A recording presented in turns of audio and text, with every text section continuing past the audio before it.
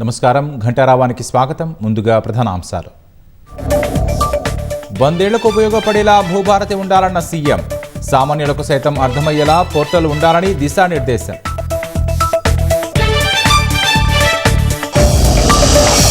రేపు పైలట్ ప్రాజెక్టుగా 3 మండలాల్లో భూభారతి అమలు. జూన్ 2 నాటికి రాష్ట్ర వ్యాప్తం చేస్తామన్న మంత్రి పొంగులేటి.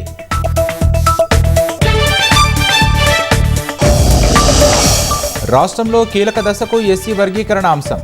అంబేద్కర్ జయంతి వేళ రేపు జీవో విడుదల చేయనున్న సర్కార్.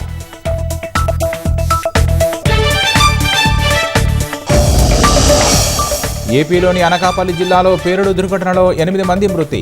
విశాఖ కేజీహెచ్లో 5గురికి చికిత్స. 2 పరిస్థితి విషమం. వక్ఫ్ బిల్లుకు వ్యతిరేకంగా హైదరాబాద్లో ముస్లింల ఆందోళన. బషీర్బాగ్ నుంచి ట్యాంక్ బండ్ వరకు భారీ ర్యాలీ.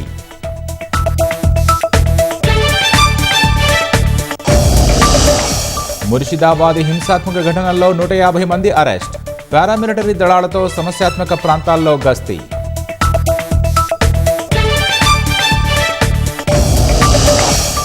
అక్రమంగా నివసిస్తున్న వారు దేశం విడిచి వెళ్లిపోవాలన్న అగ్రరాజ్యం.